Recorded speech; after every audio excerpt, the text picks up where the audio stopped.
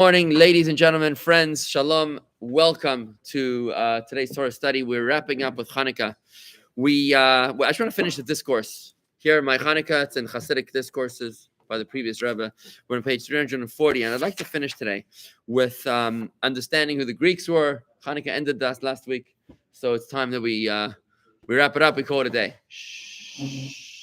So, the way we explained this idea, friends, so far, is that we explained the battle between the Greeks and the Jews of Chanukah. This wasn't just another war of somebody trying to kill us. This is a very sophisticated battle. The Greeks were not trying to kill the Jews.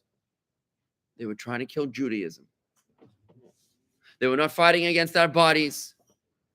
They were fighting to assimilate our souls. They didn't hate the Jews. They loved the Jews. It was their God that they disagreed with. That's what we explained so far about the uniqueness of Chanukah. We explained how this was manifest in the oil, how the oil is that unique substance that is able to rise to the top. Though it mixes with everything, it always remains distinct and apart. It doesn't mix. Though it seeps into every crevice, it always rises and separates from all the liquids. That's why you have to toss your salad. Because that's what bothered the Greeks about the Jews. They said, just be like us for heaven's sake.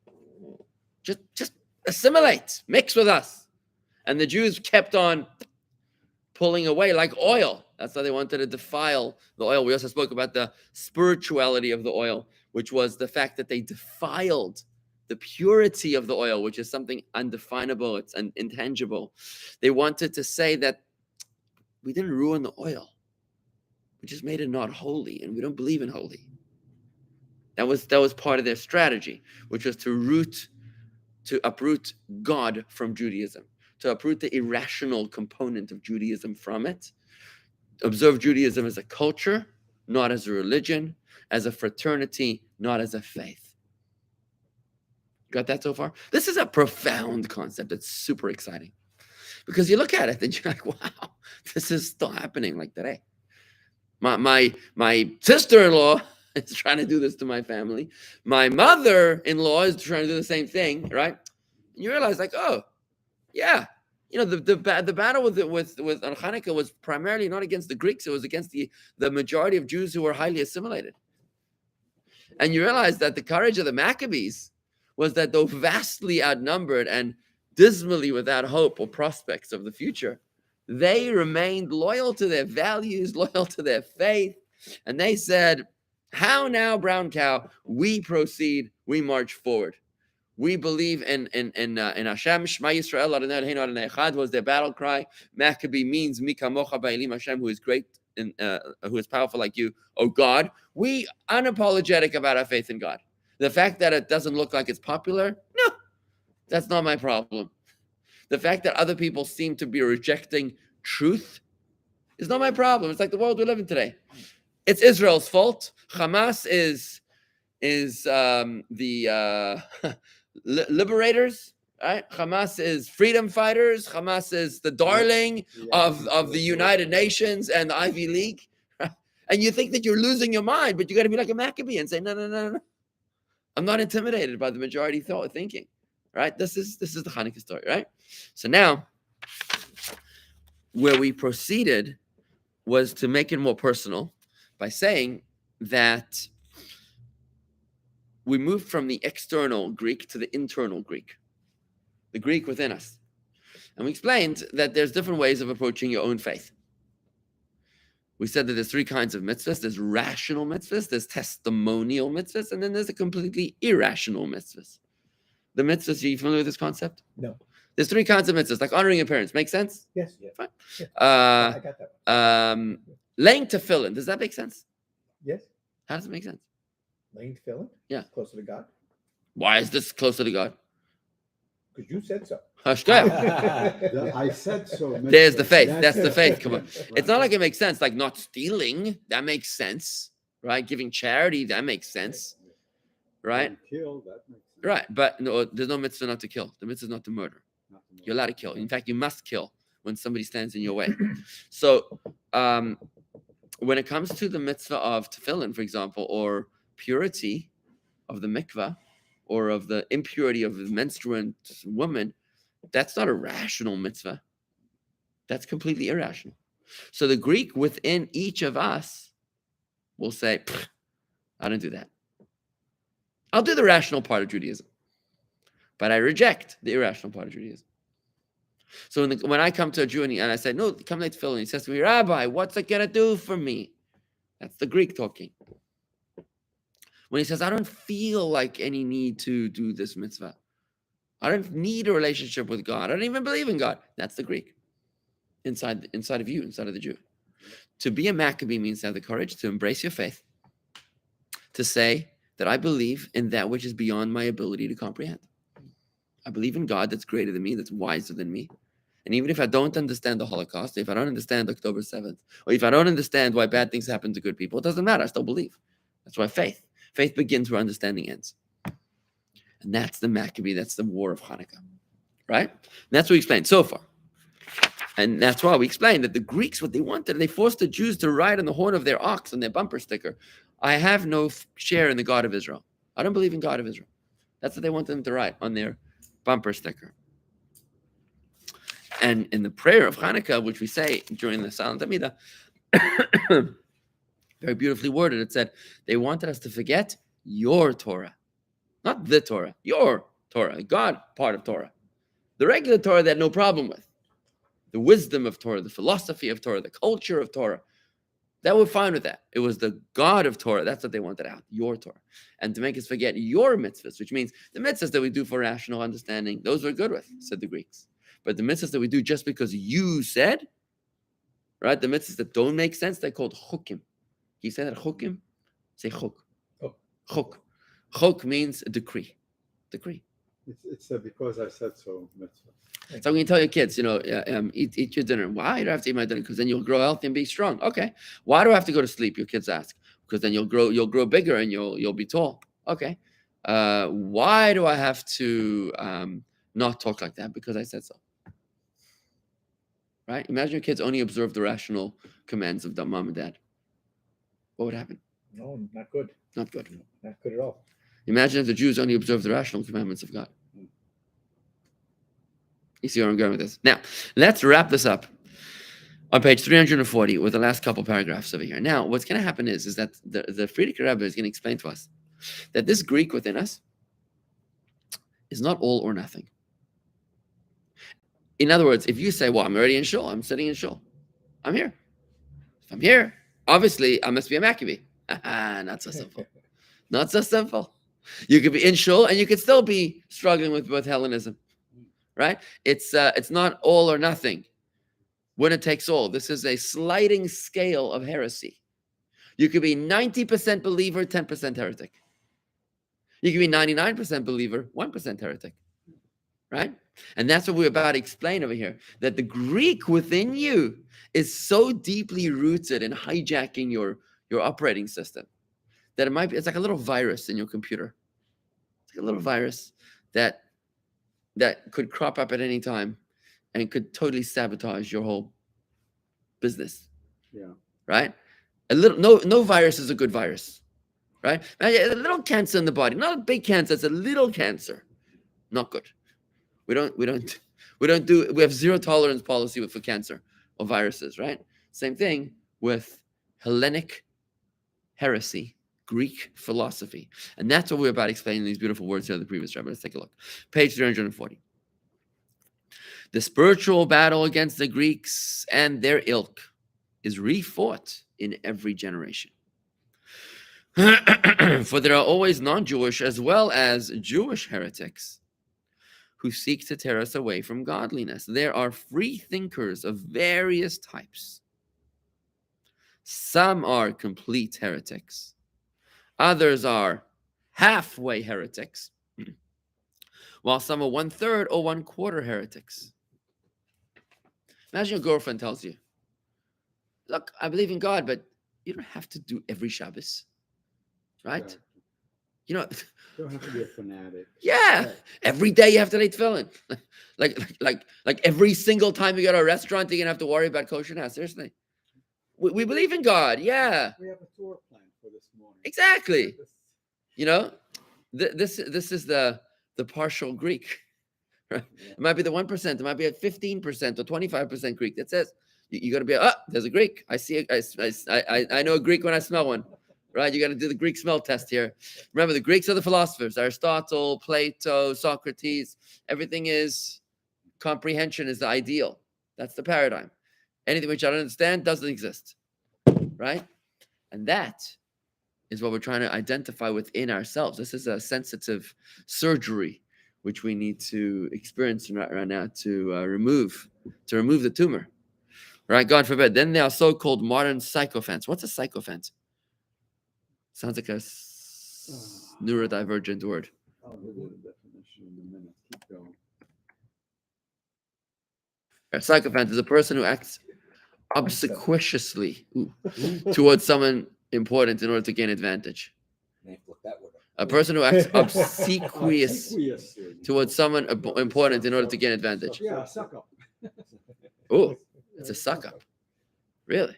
Yeah, so, I mean, it sounds like because he's high ranking, he's surrounded by psychopaths. Oh, so somebody kisses up to someone. All right, gotcha. Then there's the so-called modern psychopaths. Okay, that's a nice word to say.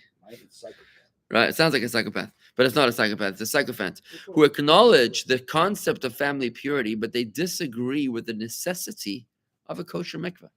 They say, yeah, you need family purity, which means you have to marry Jewish. If you don't marry Jewish, we're going to cut you out of the will. But a kosher mikveh, you can use a swimming pool.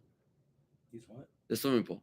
What's a kosher mikveh? Kosher mikveh means it's a special pool of water, rainwater. It's got to be very carefully produced in a way that there's no drawn water, no water that was pulled by any human effort. If there is any human effort involved in the drawing of the water, then it's no longer a kosher mikveh. It's got to be maintained, no leaks. It's very, very meticulously structured. It's a whole specialty of Jewish law called the mikveh. And you say, you don't need a kosher mikveh. It's okay. Ocean could be a kosher mikveh under certain circumstances, but not a swimming pool. No. And it's got to be a mikveh that's kosher. It's like saying, we have a mezuzah on the door. No, I haven't checked it in 37 years. So what? I got it in Israel. The guy spoke Hebrew. Must be kosher. Right? He told me it was kosher. Meanwhile, I opened the mezuzah 37 years later, and I showed them. First, it was printed on paper. And it says, like a little stamp, it says, "HaMezuzah ezu eina kshera." This mezuzah is not kosher. It says that. It says that in Hebrew letters. The guy that sold it to you knew that you're never going to read Hebrew, so he just cleared his own conscience. It says it's not kosher, right? Just in case, right? So this is the guy who says we need a mezuzah, but it doesn't need to be a kosher mezuzah. We need a mezuzah. It needs to be a kosher mezuzah, but it doesn't need to be put on properly by the rabbi. You see where I'm going with this? There's different levels. We need a mezuzah. We need a kosher mezuzah. We need a mezuzah that was put on by the rabbi, but we don't need to check it every 3 years for it to be certified. You see where I'm going? This is what he's saying. Then there are the so-called modern sycophants who acknowledge the concept of family purity, but disagree with the necessity of a kosher mikveh, who agree that providing children with a Jewish education is important, but not agree with the prohibition against mingling of the sexes, etc.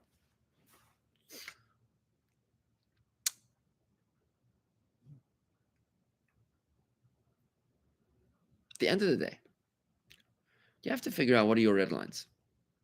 What are your red lines? Think about that for a moment. What is the red lines that you would never cross? Are those red lines the product of your rational understanding? Or are they the product of your faith?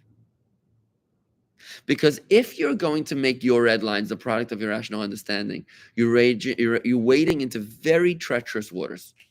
Because one day, your daughter will tell you, she's going to call you out on it. She'll say, well, Dad, you didn't do that when you were my age. Right? Or, oh, my friends are doing it. Oh, come on, Dad, that's ridiculous. Let me explain to you why. See, if you do your red lines based on intellect, you were persuaded in, you can be persuaded out. But if your red lines are based on faith, you open the Torah and you say, I'm surrendering my will to Hashem. This is what Abraham, Isaac, and Jacob did. They were called the chariots of God. Why were they called the chariots? Because just like a chariot follows the will of the rider without any The word is without any opposition. Just follows wherever the driver tells it to go. It's like your car follows wherever you turn the wheel. That's what it's supposed to do, right? That's how Abraham, Isaac, and Jacob were. They say, God, you show me the way, and I'm there. Tell me to jump, and I'll ask you how high. Right? To be a Jew means to surrender your faith to God and say, I'll look in the Torah, and I'll understand what it is that God wants me to do. But the first thing is na'aseh, then nishma. First we do, then first we commit, then we understand. This is what the Jews said in Mount Sinai when God offered us the Torah. They said two words. First we pledge allegiance, we commit. Yes, sir. Only after we commit, we say that we will try to understand. Because our observance is not based upon our understanding. Our observance is based on our commitment, unconditional commitment.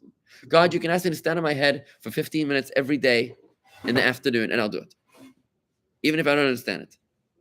Because that's a commitment to God. Just like you do to your wife, by the way. Do you have that degree of commitment to your wife, or it's only rational? No, I have a degree in my life. See? 100%. You see, that's love. Yeah, absolutely. Is that the relationship you have with God or not? Do you have a mature or an immature relationship with God? Right? So So didn't we have to accept everything that was in the Bible before we even read it? that's right. That's what I just said. Na'aseh v'nishma. First we commit, then we all try to understand it. But if I don't understand it, or if I understand the opposite, in other words, if it seems to me like this is wrong, I still will do it. Like the Jews, that famous story, the Jews in Auschwitz, they put God on trial, right? I think Elie Wiesel writes about it in his book. They put God on trial, and they found God guilty on all charges of abuse of his people, neglect of the covenant, etc., etc., etc. And after ruling that God is guilty, they said, looked up to the sky, and they said, oh, it's time to daven Ma'ariv. Right? I don't understand. In fact, we find God guilty, and still we're committed. This is the commitment of the Jew. The Greek is the one that wants to convince you to scale back your commitment to God, to do it only on understanding. And there's this Greek within us. There is also a form of Greek-like heresy that emanates from one's environment. Even our greatest enemy, Bilam, he was the prophet, the Gentile prophet, who was hired to curse the Jews during the days of Moses, before their entry into the promised land. He praised the Jewish people with phrases such as a people that dwells apart. And how goodly are your tents, Jacob. In other words, he praised the Jewish people for having the courage to segregate. But these blind and worldly hangers-on desire the Jews and non-Jews commingle. This would extinguish, heaven forbid, the godly illumination possessed by Jews. See, when you hang out with Gentiles, then you become like them. You become like the people that you hang out with. You have to remember that. It's very, very important that you understand that ha'adamu medini, a person is a social creature. And in fact, modern psychologists tell us today that you are the aggregate of the 5 people that you hang out most with on a daily basis. Can you identify the 5 people that you spend most of your time with? And once you do that, the aggregate of their personalities, their values, their faith, their everything, the aggregate of that is you.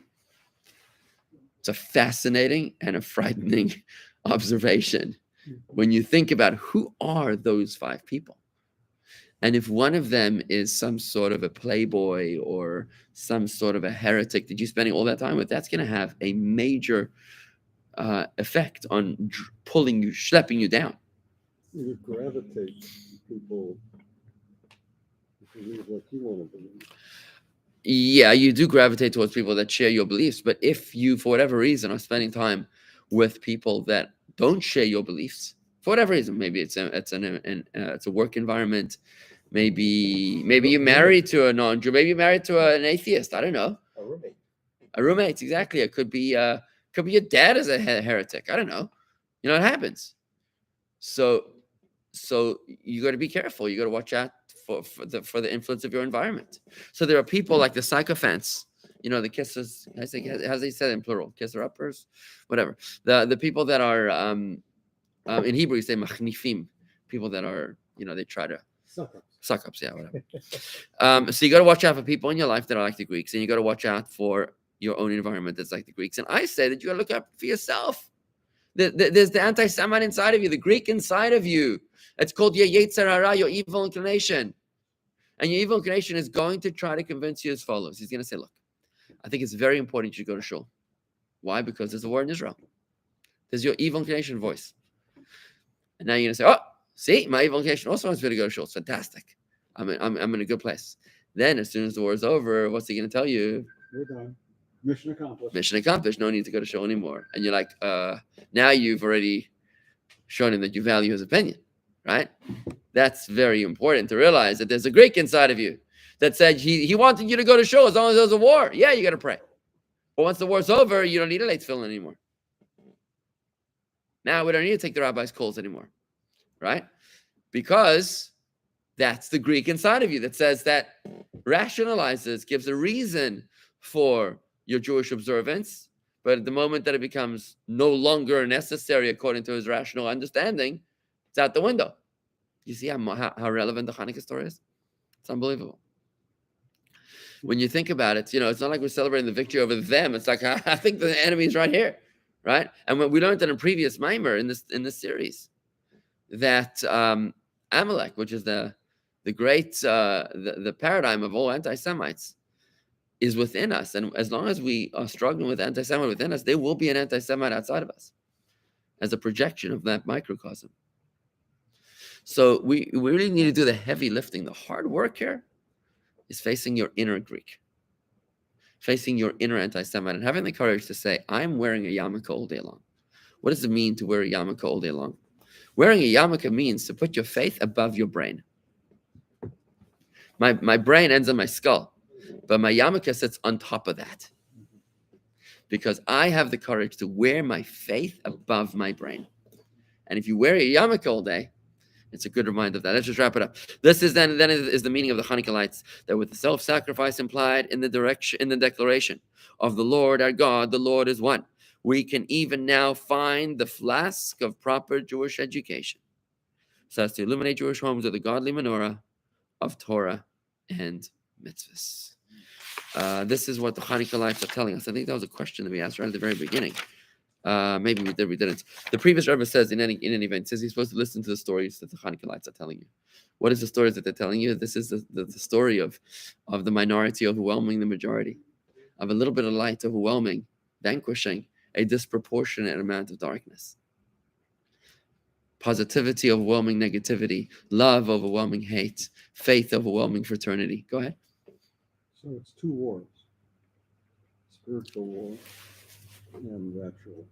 And the physical war. So I would say that the physical, the physical war of Hanukkah is the symptom. The spiritual war is the cause. So somebody who looks at Hanukkah as a military mission is looking at a klippa mindset, at a superficial perspective of what was going on. Yeah, they were trying to kill us at some point, but that's only because we refused to buy into their brand, right? And they were like, we're gonna force you into our brand. So if you look only at the military component of the war of Hanukkah, you're missing the soul of Hanukkah. You're looking only at the body, you're missing the soul of Hanukkah. Up till these discussions about Hanukkah here, I mean, I read it, the few against the many, the few Jews against the many Greeks, instead of the few loyal Jews against the many heretical Jews, the anti-Semitic Jews. See how amazing that is? How you've been celebrating Hanukkah for 60-something years of your life, and you've just found such a beautiful depth. You've discovered a light of Hanukkah that was right there in your face, and you couldn't see it. Right? It's so beautiful for us to. That's what happens when we learn Chassidus. It exposes the soul of everything in Torah. That's what it does. It opens our eyes to see what lies beneath the rational, the reason, the profound wisdom and excitement and passion that lies at the core of our Judaic experience.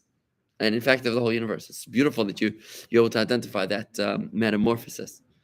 Now, what I would encourage you to do is to own it. You've heard it. Make sure it doesn't go in one ear and out the other. Now you got to own it, whether that means rewatching these videos or taking this book and rereading it. I would encourage you, keep this book next to your seat when you come to shul, come a little early to shul, and read a few paragraphs before you daven. So that way you can focus your meditation in a direction. You can daven Chanukah a whole year. This is not just for 8 days. This is surprising. The Chanukah is only 8 days. We should be doing 365 days of Chanukah because of the challenges that we face. Right? Any questions, folks, as we wrap it up? That was a beautiful comment there. Thank you, Andrew. How do you feel about this? Your first time doing this idea of Chanukah? Oh, first time. So you haven't been watching this online with us? Sometimes I do. Because we've spoken about this. It's been a series of about 6 or 7 classes. Yes, but part of my time I was not able. Oh, gotcha. Okay. So good. I hope you found it meaningful. Yes, absolutely. Fantastic, guys. Very good. Thank you so much. So we finished the chapter.